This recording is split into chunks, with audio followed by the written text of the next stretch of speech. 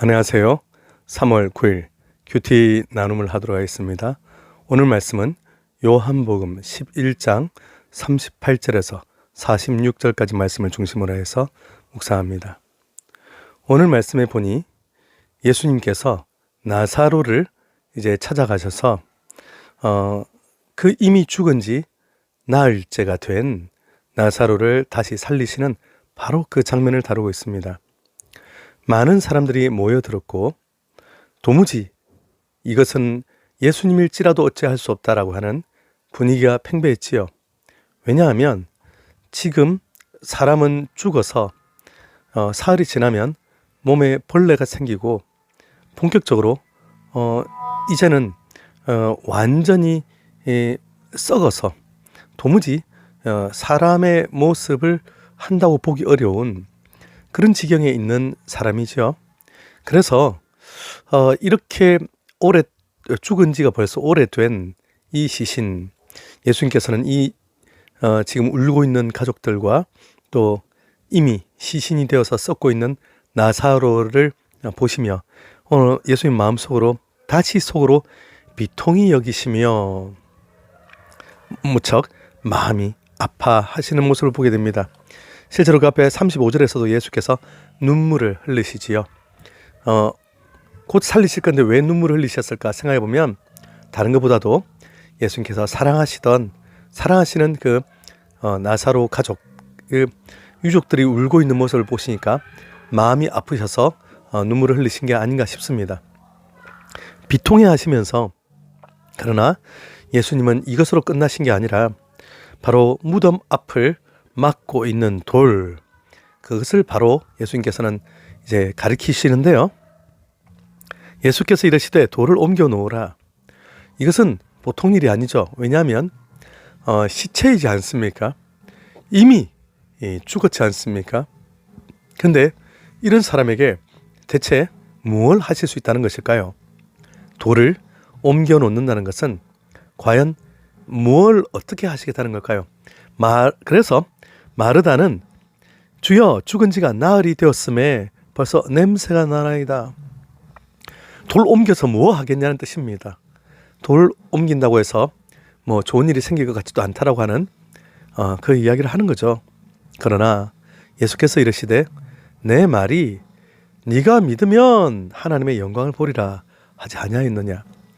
우리가 하나님의 영광을 본다, 하나님의 기적에 동참한다, 하나님의 역사에 우리가 함께 동참한다라고 하는 것은 믿음이 없이는 불가능한데요.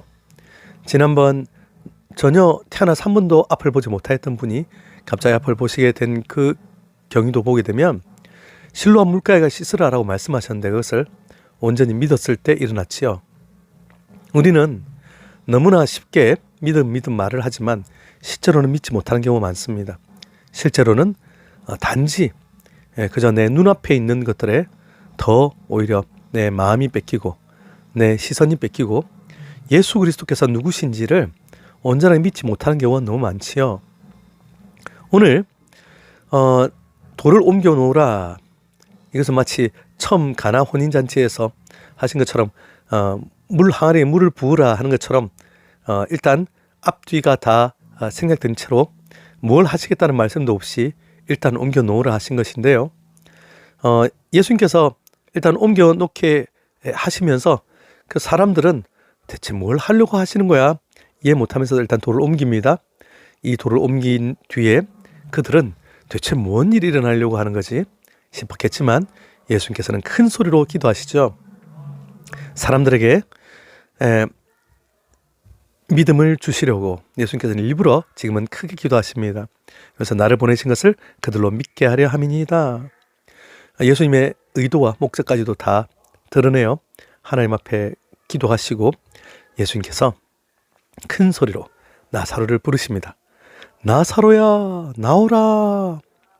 근데 이게 참 실제로 이 말을 듣는 순간까지도 많은 사람이 비웃었겠죠. 대체 아니 시체 보고 나오란 게 뭔 뜻이야? 대체 이것이 가능한 이야기야? 싶었겠지만 그러나 그 가운데 또 일부는 진심으로 믿었을 것입니다. 예수 그리스도께서 생명의 주인이시며 모든 삶과 죽음의 권세를 가지고 계시며 오직 우리를 그 지옥 같은 끔찍한 곳에서 건져내실 수 있는 권세를 가지고 계신 예수님. 그러므로 정말 지금 나사로야 나오라라고 하는 이 말씀이 너무 어이가 없지만, 그러나 분명히 이것은 생명의 주관자, 능력자, 온 우주의 창조자 되시는 예수 그리스도께서 하실 수 있는 말씀이고, 또 이 말씀은 능력이 있어서 실제 이제 기적이 일어날 텐데요. 자, 나사로는 온몸에 이 사람이 죽으면 한국과는 달리 천으로 이렇게 빙빙빙빙 이렇게, 요즘은 한국도 그렇게 하는 것 같네요. 천으로 이렇게 빙빙빙 둘러쌌는데, 이 당시에는 이제 사람이 썩어가고 있는 중이기 때문에 우리가 왜 요즘 주로 대하는 그 관에 입관하고 할 때도 보면 시신을 우리는 이 차가운 냉장 그 보관을 해놓은 상태에서 이렇게 다 염을 하고 하더라고요. 그러다 보니 그 하루 이틀 지나도 썩지는 않습니다. 하루 이틀 지나서 썩지는 않긴 하군요. 어쨌든 그런데 지금 이 중동 지방을 생각해 보십시오. 냉장 보관이 아니고 그냥 이렇게 시신을 놔뒀었고, 또 벌써 만 사흘이 지난 상태이기 때문에 시신에서는 냄새 날 수밖에 없습니다. 벌레가, 구더기가 생길 수밖에 없습니다. 도무지 사람이라고는 할 수 없는 이 냄새가 나는, 모두가 다 망가져서 이제는 진짜 말 그대로 썩어져 가고 있는 몸이 어떻게 된 걸까요? 이 세상에 제일 억울한 그 생명체들이 있다면 둘째 아들이 돌아왔을 때의 그 송아지, 살찐 송아지와 나 다이어트 할 걸 아마 후회할 거고, 또 제일 불쌍한 애는 나사로 몸에 이제 기어다니고 있던 구더기가 갑자기 나사로 몸이 싱싱하게 생명을 입으면서 구더기가 툭 땅에 그냥 다 떨어져 버렸을 텐데, 불쌍합니다. 나사로에 이 썩어서 진물이 흐르고 다 조직이 망가져서 정말 이제 파리도 꼬이고 벌레들이 이렇게 잔뜩 붙어 있었는데, 웬걸 나사로의 몸에 피가 다시 돌며 생명의 전기가 흐르며 하나님의 위대한 그 하나님의 영이, 생기가 사람을 살리는 것을 지금 나사로 몸에 있던 이 벌레들이 먼저 발견하겠죠. 이건 도무지 불가능한 일입니다.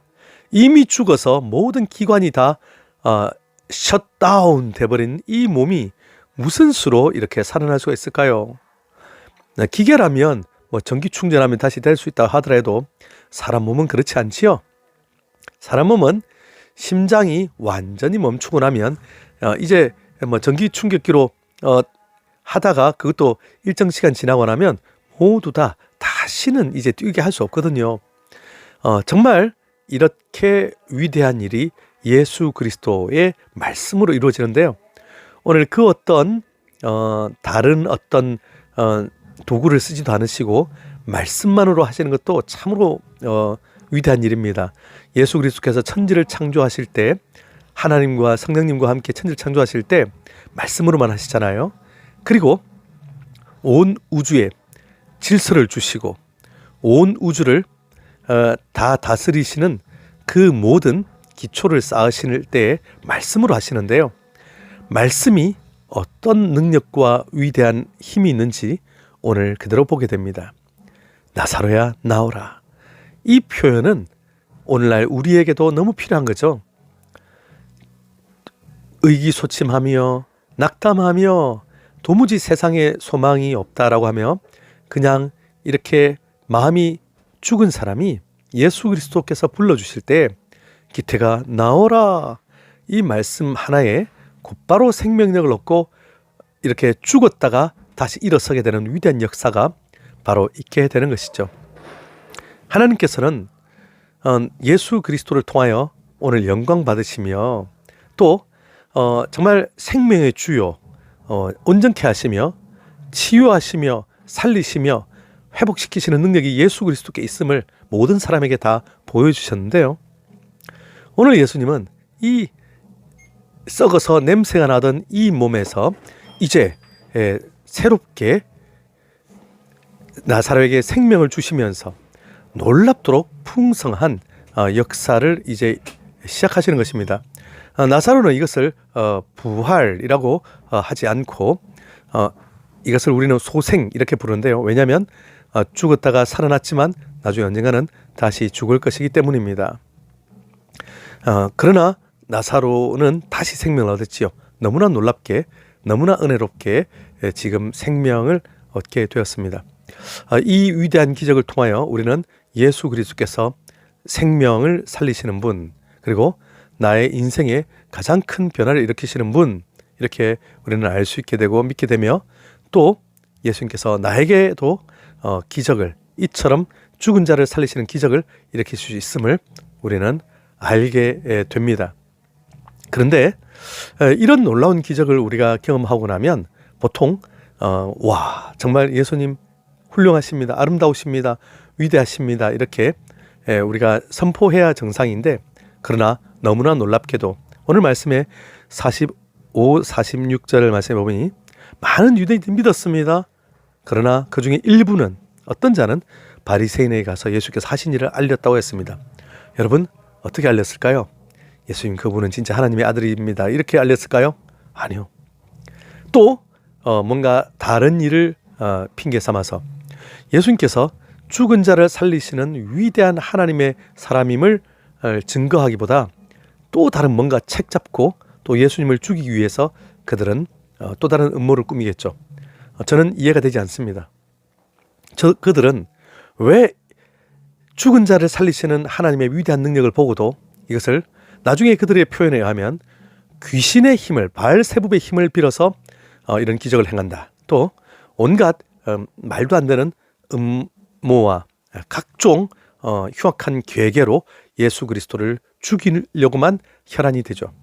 얼마나 인간이 악하며 인간의 지성과 인간의 능력이 이것밖에 안 되나라고 하는 또 좌절도 하게 됩니다.